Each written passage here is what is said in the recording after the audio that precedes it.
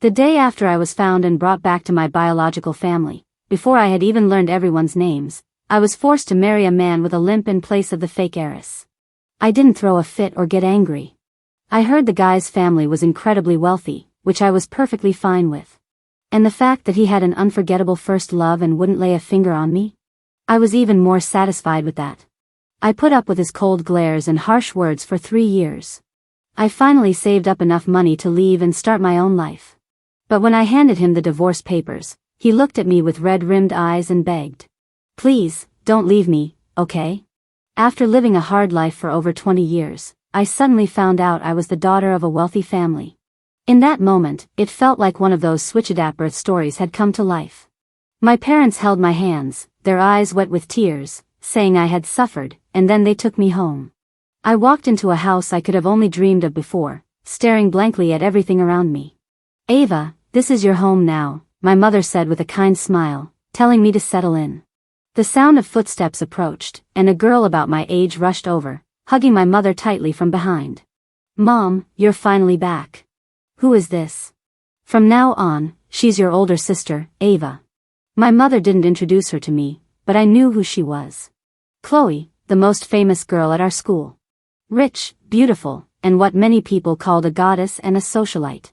But now I knew the truth, she was the adopted daughter. Our lives had been swapped. But it was obvious my parents had no intention of swapping us back. Chloe wasn't surprised by my arrival. My parents had probably prepped her, maybe even gotten her permission. She looked me up and down, her eyes filled with disdain. At the dinner table, I met the other family members. I had never eaten with so many relatives before. As I tried my best to memorize their faces, I heard my mother's voice. "Ava, now that you're back, your mother has arranged a wonderful marriage for you." Hearing this, Chloe let out a snort of laughter. She only managed to stifle it when the young man next to her shot her a look. It finally hit me. They only brought me home because they needed someone for an arranged marriage. They couldn't bear to send away the daughter who had been by their side her whole life, so they brought me back instead. The man's name was Leo. His family was very rich, and the marriage had been arranged by our parents. That's why even though Leo had his own unforgettable first love, he had to agree to the marriage. "Ava, your father and I are doing this for your own good. With your current situation, where else would you find such a great match?" Seeing that they were about to launch into a long-winded speech, I put down my chopsticks and gave a small smile. "Don't worry, I get it. I'm willing to get married." His family was rich. For me, that was enough. I was so tired of being poor. Seeing how sensible I was, my parents both smiled with satisfaction and said they would prepare a generous dowry for me. After dinner, I was sitting on the sofa when Chloe appeared behind me again. She draped her two delicate, white hands over my shoulders in what looked like an intimate gesture. Her face was even smiling. But I could still see the disgust in her eyes. Even this close, she was carefully avoiding letting her body touch mine. "Let me tell you a little secret," she whispered playfully in my ear. "He's a cripple. A cripple and a poor girl, a match made in heaven." After saying that, she immediately let go and walked away. I remembered how people at school described her, saying she was as bright as the sun. That wasn't the whole picture. Chloe was more like the winter sun, blindingly bright, but lacking any warmth. But it didn't matter. It didn't matter if my family was good to me or not. All I needed was money. Money was enough. The first time I met Leo was at our wedding. Who gets married without even meeting their fiancé first? I never thought I'd get to experience a blind marriage in the year 2025. I saw Leo backstage. To my surprise, he was even better looking than I'd imagined. Sharp brows, deep-set eyes, and strong features. Just standing there, he had an imposing presence. You could see a slight issue when he walked, but with his family background and good looks, it was hardly a flaw. Just a few days ago, I was worried he'd be seriously disabled. I even looked up a bunch of caregiver manuals online. Looks like I won't be needing those. Man, I really scared myself for nothing. Before the ceremony started, Leo didn't say a word to me. He looked absolutely miserable. Most of the guests seemed to be mingling out front, while we, the stars of the show, were the most ignored people here. I thought for a second, then grabbed a chair and walked over to him. "Do you need to sit down for a bit?" Leo's gaze was fixed on the entrance. Startled by my interruption, He shot me an annoyed glare. I don't need it. Okay. Then the only chair here is all mine. It was my first time wearing high heels, and I wasn't used to them. But since I was sitting on the only chair, it looked like I was torturing the guy with the limp, which is why I asked if he wanted it. Seeing me sitting comfortably, Leo got even more annoyed. Hey, you're the one marrying me? Yes. Don't you know I'm in love with someone else? And I have a problem with my leg. You're still marrying me? I looked up and met his gaze, answering him frankly. I'm the daughter the Brooke family couldn't find for 20 years. I wasn't Chloe. I didn't have the right to be picky. On this point, I didn't want to hide anything. Their high society circle was probably small. Our families were old friends. There was no way they hadn't seen Chloe before. It was better to just be honest now. If the Brooke family dared to have me go through with this, they must have known that as long as the marriage happened, it didn't matter who the bride was. Humph, what a coward, Leo sneered. Someone stole your parents, stole 20 years of your happiness, and you're not even thinking about getting it back? I didn't say anything. Seeing my submissive attitude, Leo just muttered, boring. Soon, the wedding began. I didn't know a single guest. Leo's expression grew darker and darker. When the officiant asked if the groom was willing to marry the bride, he fell silent. Down below, his parents were quietly urging him on. The officiant had never seen a situation like this before. Is the groom a little nervous? Let's give him a round of applause, shall we? The applause thundered, but Leo's eyes were glued to the entrance. I followed his gaze and saw a small figure at the doorway. After her eyes met Leo's, she turned and ran. Don't go. Leo bolted off the stage without a second thought, chasing right after her. He was so fast that no one had time to react. I just stood there on the stage in my wedding dress, completely lost. It looked like my groom had just run away from our wedding. So, are we still getting married or not? As it turned out, even without a groom, the wedding went on as planned. Both sets of parents entertained the guests below, surrounded by a chorus of congratulations. I realized you probably didn't even need a bride for this to work. And here I was, getting dragged out of bed at the crack of dawn for hair and makeup, even taking time off from school for this. After the wedding, Leo's parents found me and told me not to be sad. Leo might be a bit impulsive, but he's really a kind-hearted boy. I immediately said it was no problem. In just one day, I had already mastered the art of nodding, smiling, and playing the part of the obedient girl. The high society lifestyle really does wonders for a person. I went back with them to the Smith family home and was told to stay in Leo's room. It wasn't until midnight that Leo returned. It was raining outside, and he was soaked to the bone, with dejected written all over his face. Looks like he failed to win back his first love. What are you doing here? Get out of my room. Leo was furious. He grabbed my wrist and threw me out of the room. My heart and soul belonged to Wanda. Don't even think about taking advantage of the situation. The door slammed shut with a bang, followed by the sound of the lock turning. I was locked out by Leo, left standing alone in the cold hallway. What made it worse was that all the guest rooms were locked. I remembered what Leo's mother had told me earlier today, mysteriously saying I should get along with her son. Unfortunately, she really didn't understand how devoted her son was. With no other choice, I had to spend the night on the sofa in the second-floor living room. This was the downside of a huge mansion. Everything was smart-controlled. I couldn't even reach the button to manually close the window above me. All I could do was curl up on the sofa and endure the cold draft all night. But hey, at least the sofa was soft, way more comfortable than a park bench. I've slept on park benches. The wind was biting, the material was hard, and I never dared to sleep too deeply. Even a stray cat passing by would jolt me awake. I slept like that for the night, until the family's maid woke me up while getting ready to make breakfast. Leo was surprised to find I had slept on the sofa all night. Apparently, he had no idea the guest rooms were locked. But even after finding out, he didn't have much of a reaction. He just looked me up and down, his face full of impatience. You're making a big deal out of nothing.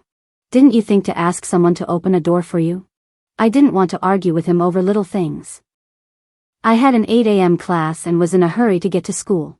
Seeing my silence, Leo got even more irritated and kicked the chair I was sitting on.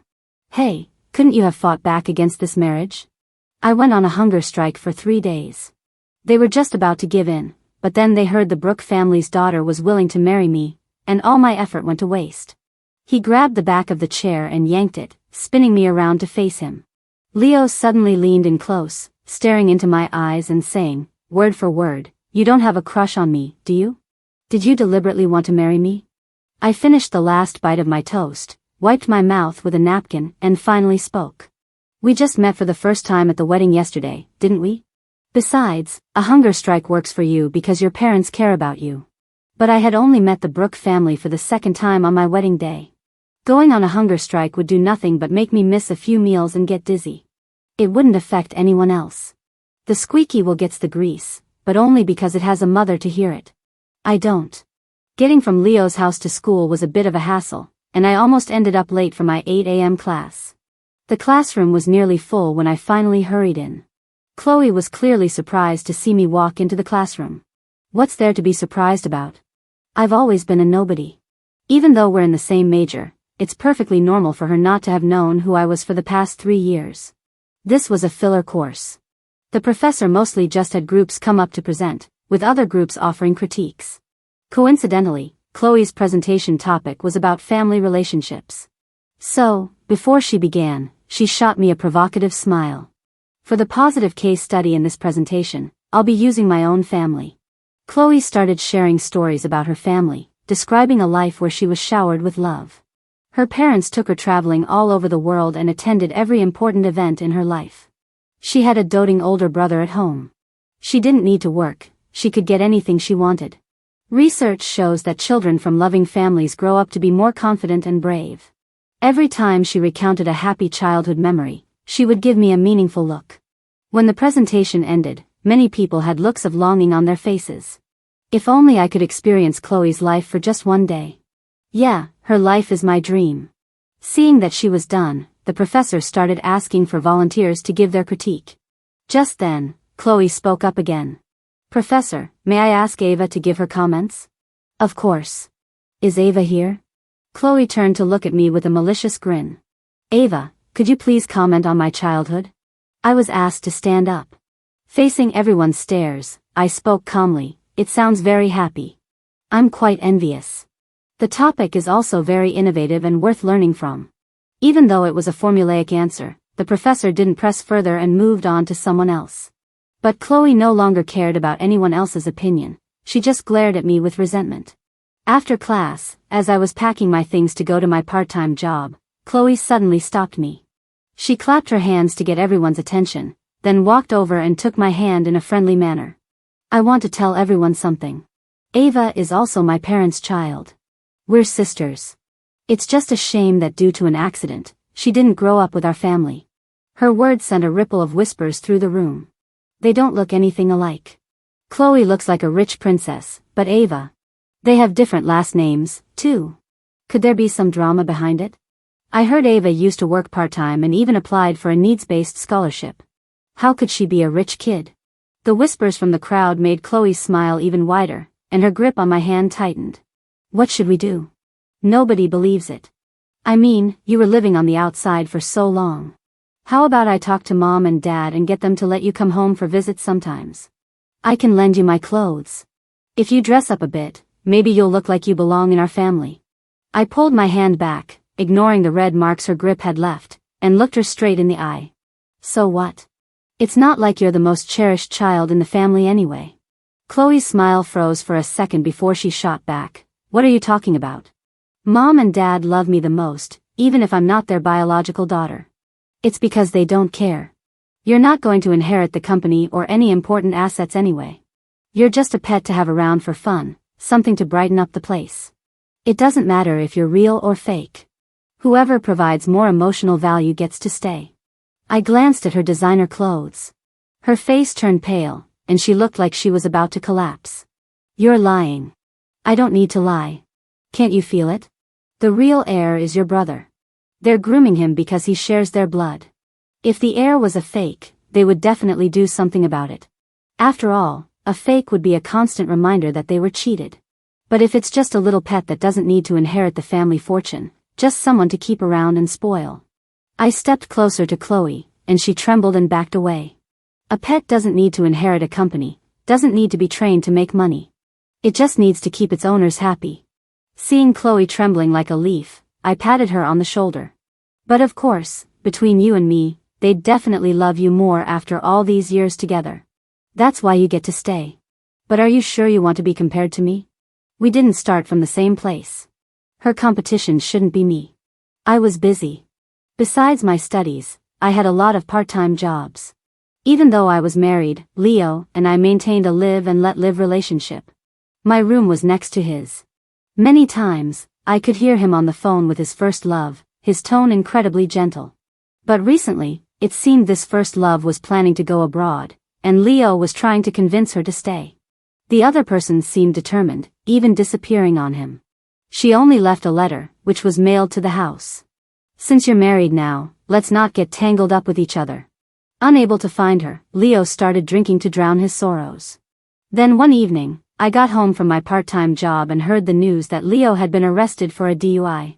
Leo's father went to bail him out, while his mother sat on the sofa with a very serious expression.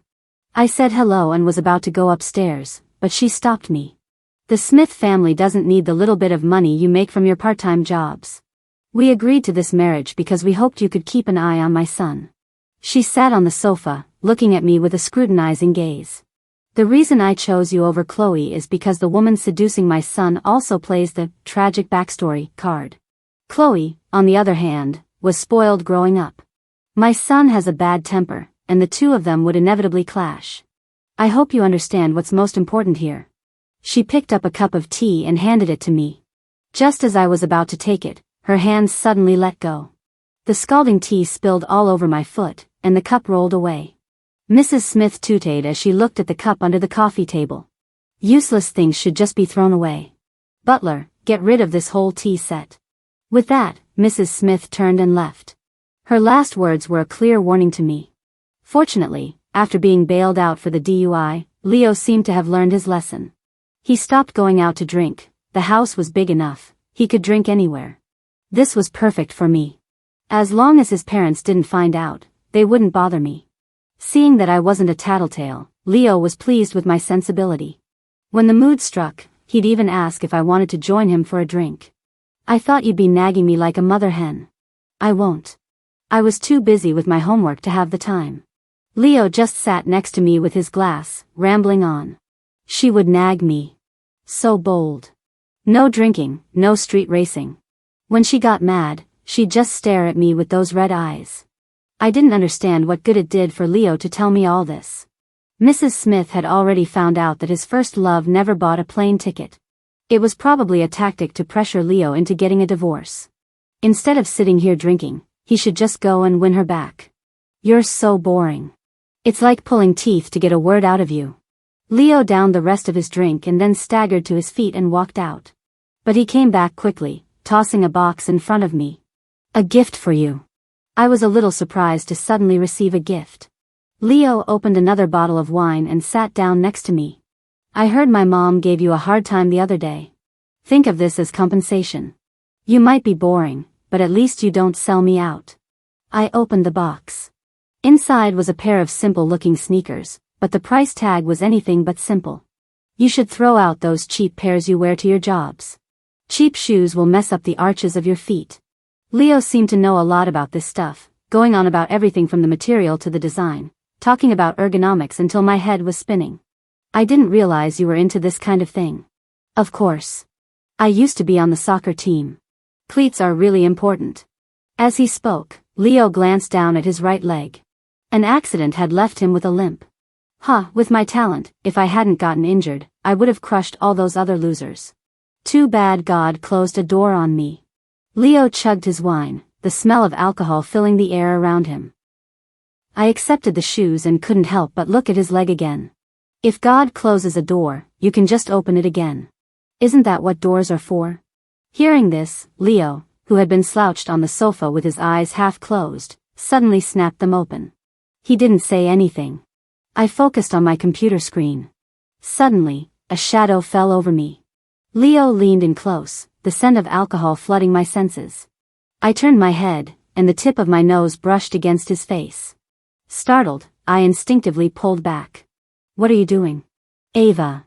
He looked down at me, his drunken eyes lacking their usual sharpness, and his words were drawn out. I'm suddenly realizing you're not bad looking at all. He reached out to touch my face, but the moment his hand got close, I reflexively grabbed his wrist and pinned him to the sofa. Ow, ow, ow. Let me go.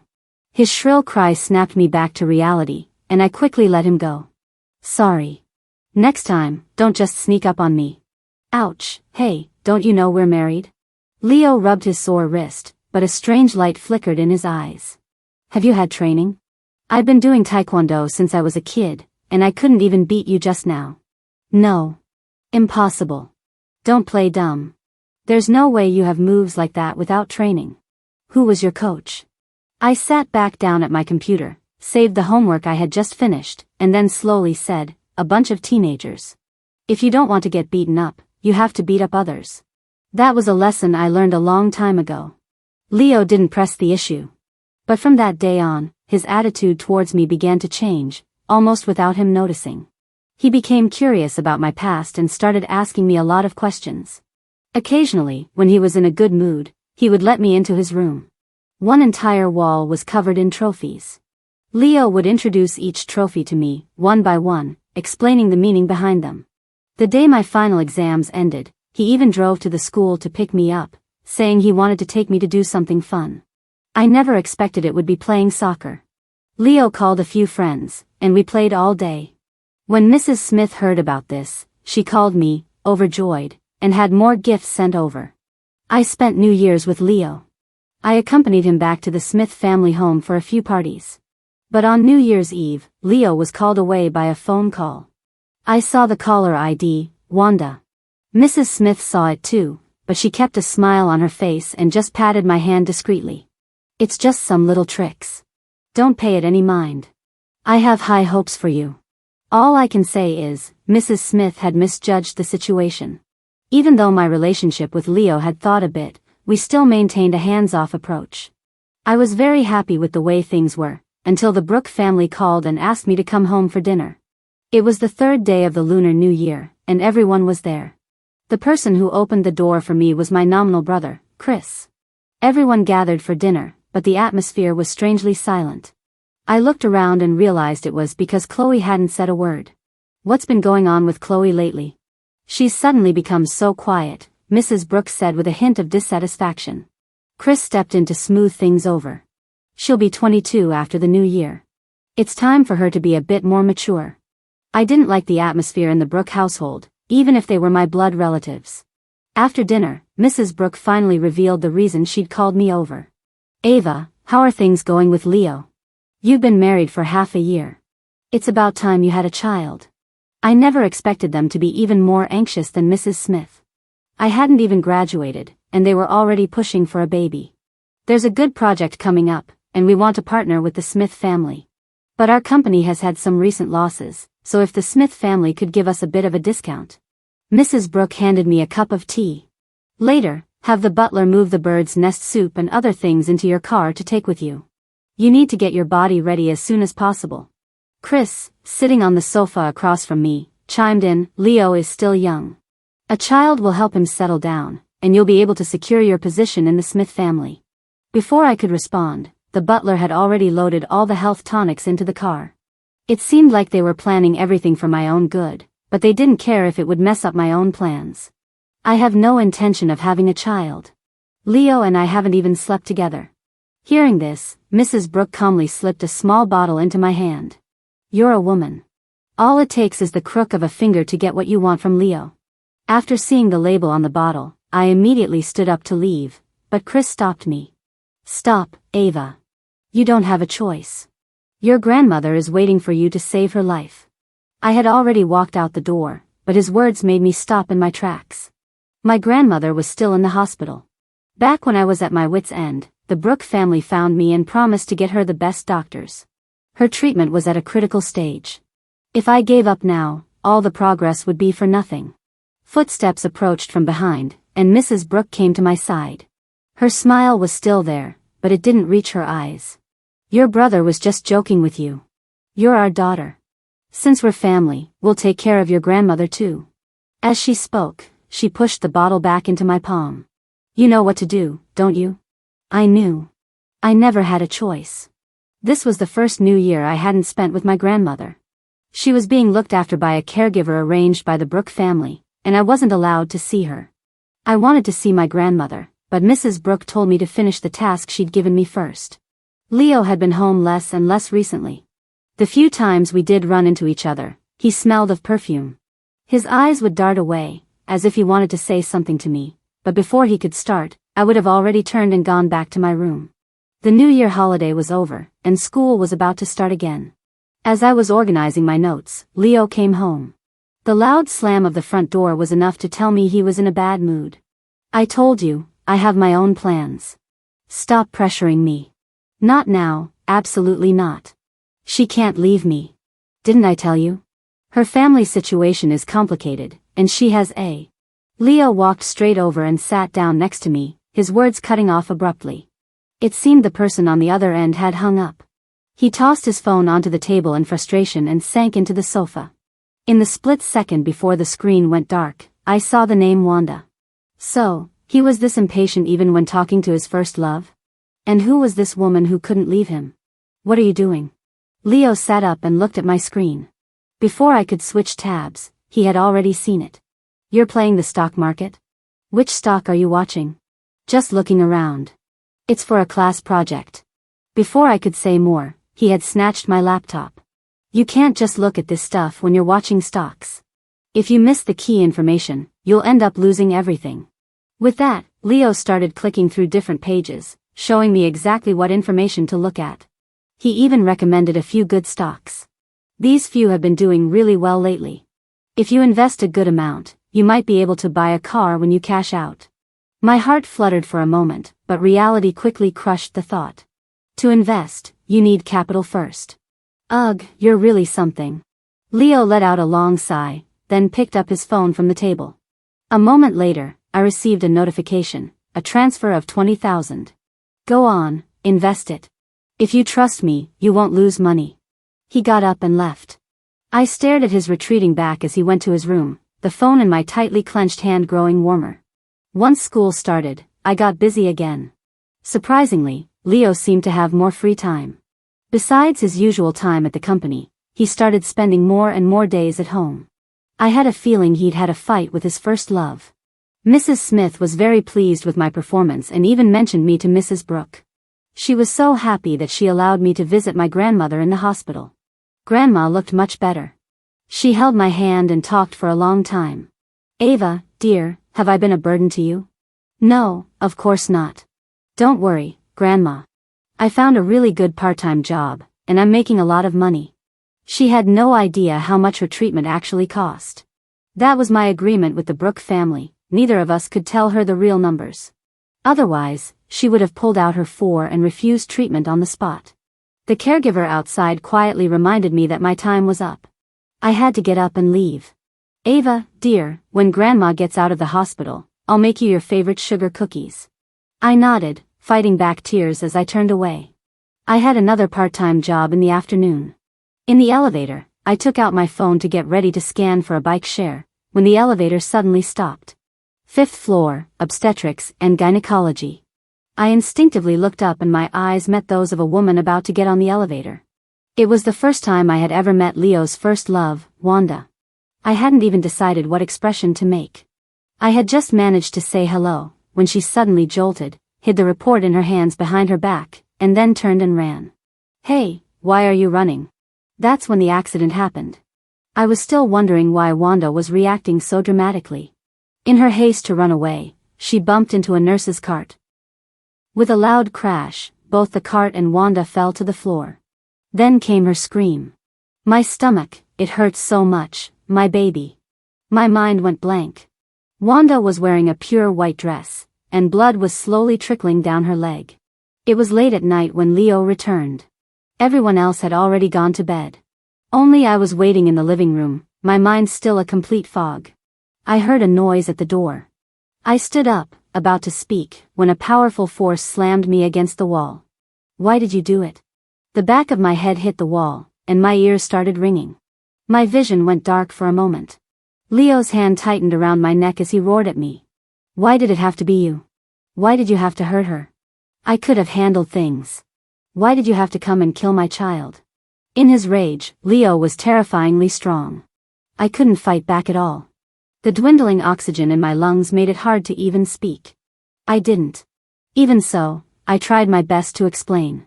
We just ran into each other. You're lying. He suddenly shoved me away. My head hit the coffee table, and this time, everything went completely black. After a brief moment of unconsciousness, I felt liquid slowly trickling down my forehead. In that instant, Leo stormed into my room and threw a small bottle in front of me. Then what's this? You wanted to get pregnant with my child, so you had to harm Wanda's child? How did I never realize you were this kind of person? You wanted to drug me and use a baby to blackmail me? But what did Wanda ever do wrong? He grabbed my arm and dragged me from the living room to the entryway, throwing me out of the mansion. Before he slammed the door, I heard his final, resolute words, Ava, I was so wrong about you. It was pouring rain outside. The roar of the storm mixed with the ringing in my ears. I knocked on the door, but there was no response from inside. Leo wouldn't open the door for me, and no one else would dare. I tore a piece off my dress and wrapped it around my still bleeding head as I started walking. This was a neighborhood of mansions, with very few residents and a low population density. I walked barefoot in the downpour, my consciousness fading. I knocked on the door of the house next door, but no one answered. They probably didn't live there. I had no choice but to try the next house. I had to find someone to help me. The rain grew heavier, and I could barely open my eyes. As I knocked on another door, I seemed to forget why I was knocking in the first place. It felt like a rainy night many years ago, a scene just like this one. Grandma was gravely ill. She had 2 sons, living at opposite ends of the village. I ran through the pouring rain and knocked on the first door. Uncle, Grandma is sick. Get lost, go find her other son. The door slammed shut. I had to go to the other house. On the way, I fell and cut myself on a nail. Blood and rainwater mixed together, leaving a long trail on the ground. My hand was trembling as I knocked. Soon, the door opened. Grandma's son was hiding inside. It was his wife who opened the door. Is that old hag dead yet, sending you over here like a harbinger of death? No, Auntie, Grandma can't breathe. Where's Uncle?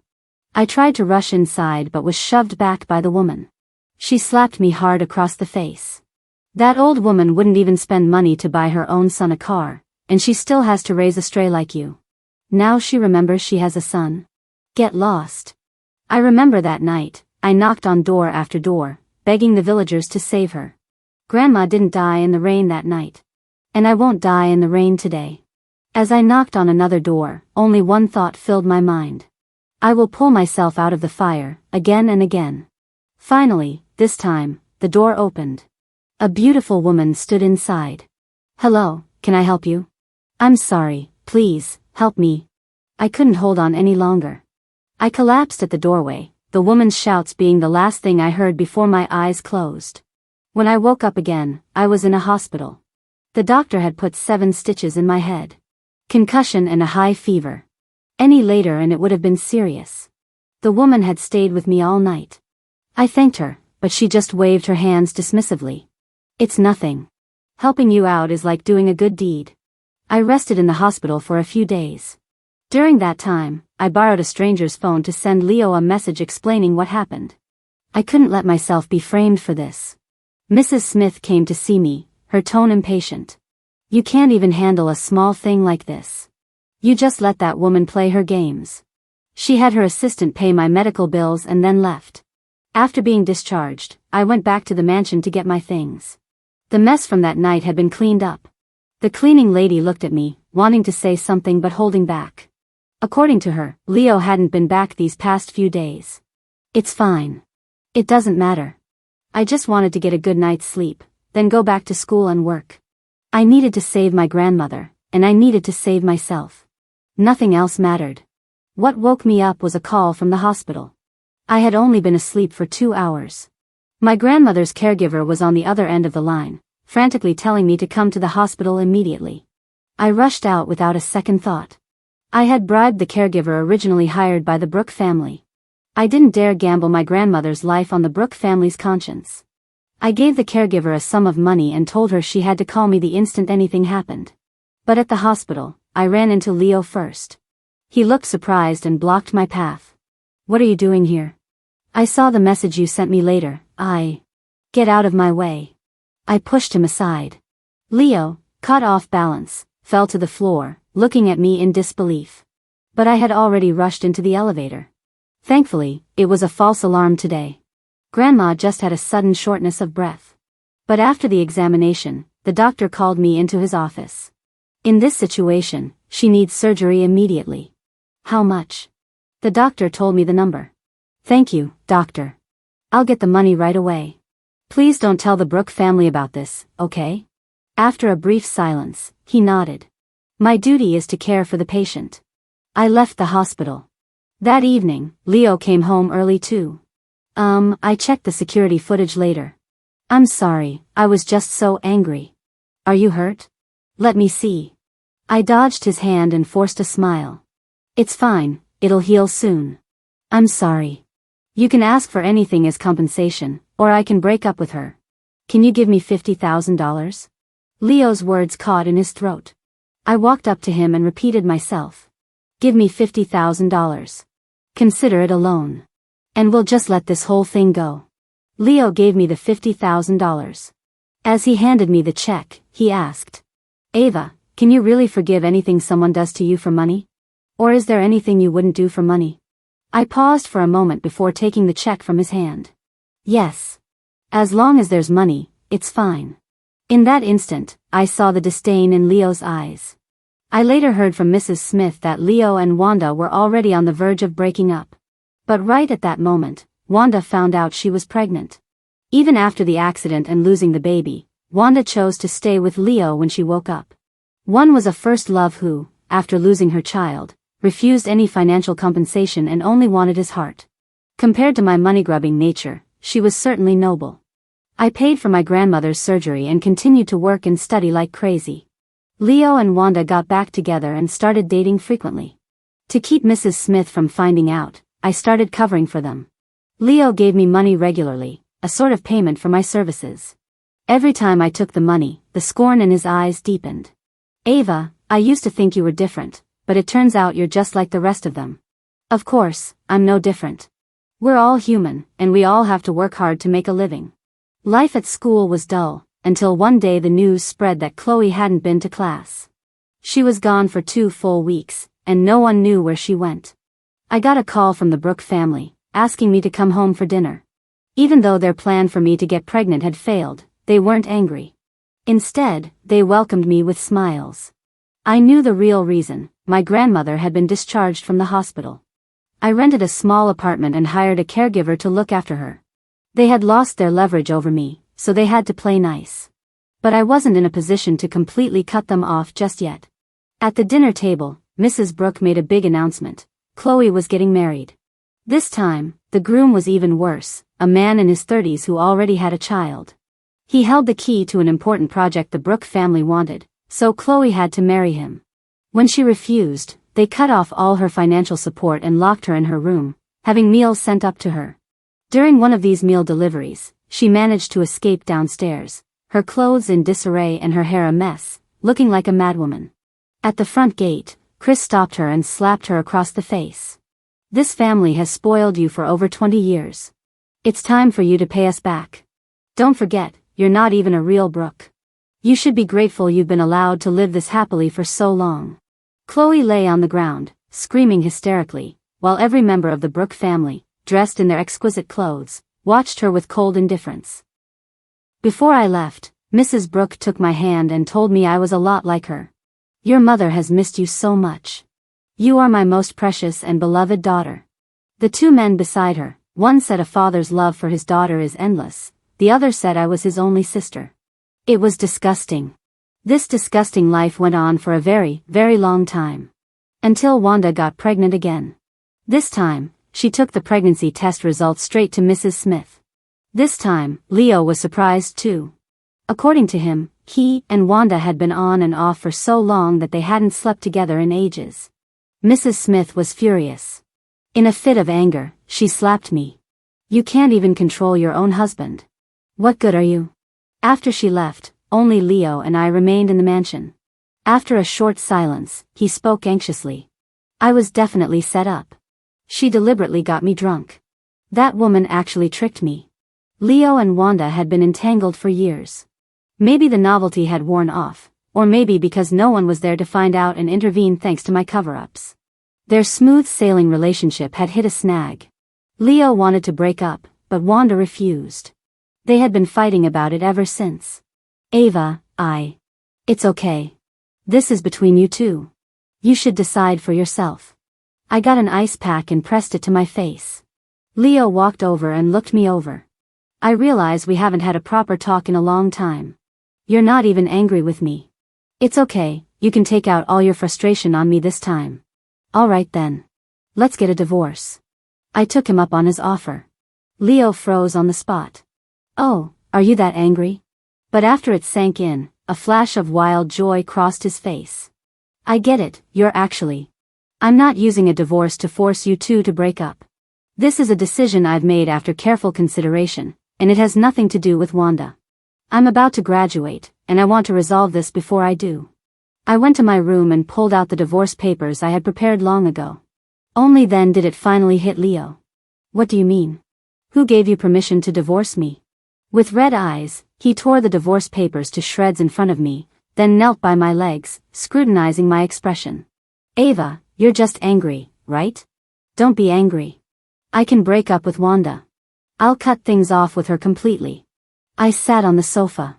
He reached out, wanting to wipe away my tears, but his hand stopped the moment it touched my face. My eyes were dry. There were no tears at all. Leo, you're not worth my tears. I printed out another copy of the divorce papers. I had saved up some money over the years and made a lot more trading futures on my own. The money kept growing, and I was finally free to leave. I was 3 days gone from the mansion when I got a call from my grandmother. Leo had called me countless times during that period, but he didn't know I'd long had 2 numbers and 2 phones. When I got to her place, Grandma was sitting in a recliner, a fluffy rug at her feet. I sat on the rug and rested my head on her lap.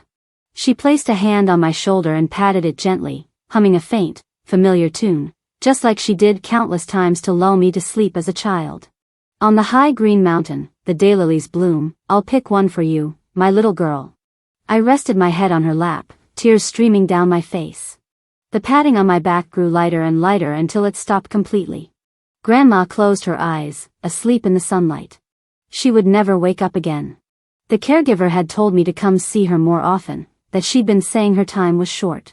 Grandma passed away from natural causes. We were together at the end, and that was enough. Just like when she found me by the river, and all those nights she stayed by my side. I sat with her for the whole afternoon. When I finally got up, I saw the sugar cookies she had made in the kitchen, still warm. It was the last thing she left for me. I don't have a grandmother anymore. My only family is gone. One of the perks of being close to graduation is that taking time off is easy. I took a month off, and no one said a thing. I spent that month handling my grandmother's funeral arrangements. She had said she didn't want to go back to the village. Her 2 sons had already divided up her land long ago. Ava, dear, just have me cremated. Let the wind carry me away. From now on, every time the wind blows, it'll be Grandma thinking of you. You're not alone. You have to live on, strong. I went to the seaside and scattered my grandmother's ashes into the wind. The village committee was notified of her death. Somehow, those 2 men got my contact information and called me frantically, asking if Grandma had left an inheritance. What inheritance could she have? She had worked hard her whole life. But those 2 wouldn't let it go. They insisted I give them money. They claimed that since Grandma had used her retirement money to raise me, they had to get it back for her. They followed me here and cornered me at the school gate. I called the police and had them both taken away. If you want money, sue me. I didn't want to get tangled up with them anymore. When I went back to the mansion, I saw that Leo had sent me a ton of messages. I asked him if he had signed the divorce papers. He just looked at me, completely lost. Ava, I'm sorry. He held my hand and apologized over and over again. He also said he had broken up with Wanda. I saw. On my way back, Wanda was being blocked at the gate. She was crying and screaming that she wanted to see Leo one last time, But inside, Leo was kneeling in front of me, begging me. I shook his hand off and helped him up. Ava, do you still hate me? I don't hate you. A flicker of light appeared in his eyes. But I don't love you either. I feel nothing for you, no joy, no sorrow. I don't like you, and I don't dislike you. In my heart, you're not even a friend. We just had a brief entanglement, that's all. You have a long life ahead of you. My life is long too. We shouldn't waste any more time on each other. After packing up all my things, I moved out. I found a decent job where I could make a lot of money. It was busy and required a lot of travel. When I was away on business trips, I often received a lot of calls. I heard that Leo was drinking to drown his sorrows, calling out my name in his sleep. The last call I got was from Mrs. Smith. Come back, I think he's really fallen for you. Even more deeply than he fell for Wanda all those years ago. I laughed and told Mrs. Smith over the phone, please don't compare me to anyone. I just want to follow my own heart. And my heart told me that I didn't like Leo. After I returned from a business trip, those two uncles found me again. One an alcoholic, the other a gambling addict. A true pair of brothers. They were yelling, demanding money, saying this wouldn't be over until they got at least $1 million. I was just about to call the police when they lunged at me. But I never expected that Leo would also be lurking near my house today. I told him to stay out of it, but he came anyway. The knife plunged deep into his abdomen, and the two men fled in panic. Leo clutched his stomach, but he couldn't stop the blood from seeping out. He collapsed on the ground, looked at me, and gave a smile of relief. Ava, does this prove my feelings now? Hearing her son had been stabbed, Mrs. Smith rushed over. When she arrived at the hospital, she was still on the phone, telling the person on the other end to make sure the two men were caught and spent the rest of their lives in prison. Leo was rushed into emergency surgery. He had lost a lot of blood. When the medical staff asked who had type A blood, I raised my hand. Mrs. Smith gave me a long, hard look. The timely transfusion saved Leo's life, but he slipped into a coma. Even in his unconscious state, he kept murmuring my name. Ava, I'm sorry. I'm sorry. After confirming with the doctor that he was out of danger, I picked up my bag to leave, but Mrs. Smith stopped me. Are you really going to leave so heartlessly? He hasn't even woken up. If I wait until he wakes up, will I be able to leave? Knowing Leo and his dramatic tendencies, I wouldn't be able to get away once he was conscious. But, you still haven't forgiven him? He really likes you. I don't like him. Mrs. Smith didn't believe me. She listed all the ways Leo had been miserable and depressed during the month I was gone, and all the things he had done for me in the past. It seemed she had really come prepared to be a persuader, having dug up a lot of information about us beforehand. Ava, I have never seen my son like someone this much. I apologize for how I treated you in the past. With that, Mrs. Smith took a step back and bowed a full 90 degrees. I hope you will seriously consider a future with my son. He really loves you. But I really don't love him. Mrs. Smith wanted to say more, but I cut her off.